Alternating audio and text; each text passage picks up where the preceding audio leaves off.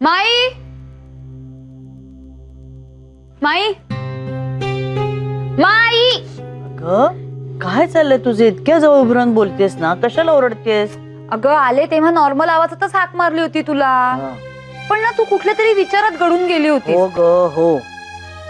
पण काय झालंय?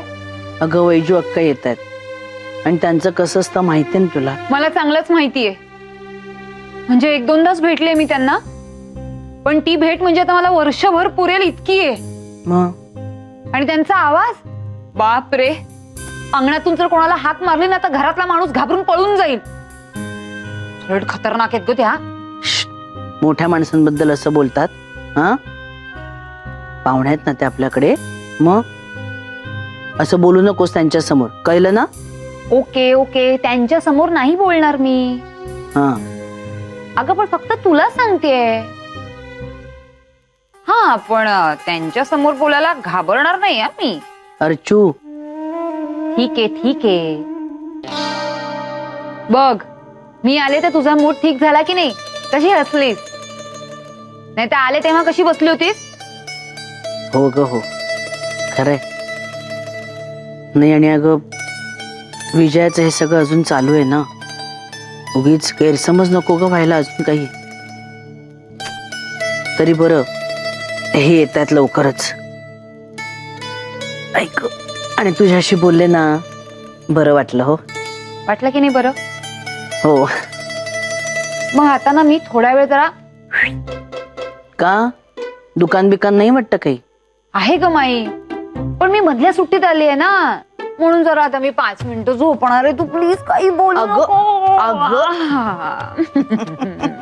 काय ग, अजूनही लहानच आहेस तू. ती मयू बरी तुझ्यापेक्षा. झोप झोप, 5 मिनिटात बडबड करत राहशील.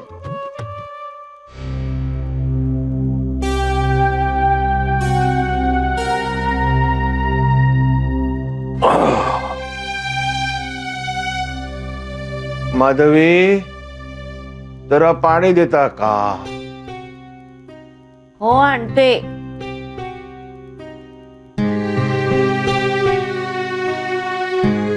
हे घ्या. अहो घ्या. बरेच थकलेले दिसताय हो तुम्ही. होय हो, मानसिक थकवा जास्ती आलाय हो.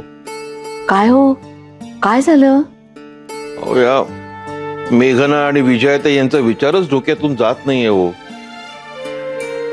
होय हो, माझ्या सुद्धा डोक्यातून जात नाहीये.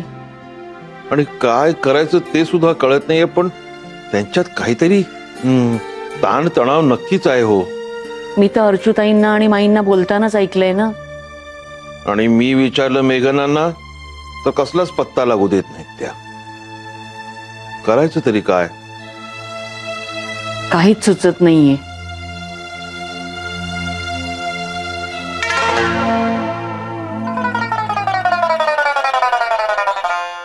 माधवी, जय हो बाबाजी. मी काय म्हणतो, आपण मेघनांकडे जायचं का पुण्याला? हो जाऊया की. बऱ्याच दिवसापासून आपलं जायचं राहिलंय ना. हो. आणि पुण्यातला तिचा संसारही पाहिला नाही. हो, जाऊया जाऊया आपण. हा, पण माझा हेतू चेंज वेंजचा नाहीये बरं का. फोनवर ते आपल्याला दाद लागू देत नाहीयेत ना. तिकडे जायचं, त्यांच्या समोर बसायचं, सहजच आलो असं दाखवायचं आणि सहजच त्यांच्याकडून खरं काय ते काढून घ्यायचं. जय हो.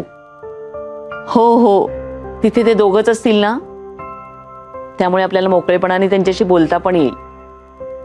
येस. तेवढाच आपल्यालाही बदल. अहो पण तुमच्या दुकानाचं काय? अहो कशाला काळजी करता, आमचे बाबाजी आहेत ना लक्ष ठेवायला. आणि शिवाय मिस्टर अँड मिसेस अर्चूताई आहेतच, ते सांभाळतील सगळं. हो, पण मेघनाला आधी फोन करून विचारावं लागेल ना. त्यांचे काही प्लॅन्स असले तर दोघच राहतात ना तिथे. हो हो, फोन तर करायला हवाच ना, पण आत्ता नको. आत्ता मी जरा फ्रेश होतो, म्हणजे या पुण्याला जायच्या विचारांनी फ्रेश झालेलोच आहे मी. पण आपलं जेवण झालं ना की मग निवांतपणे फोन करूया. हा जय जय चला तयारी करा तयारी करा. बाबाजी मस्त मार्ग सुचवला तुम्ही बाबाजी. खरंच आता मला जरा बरं वाटलं. माझा मानसिक थकवा आता दूर झाला.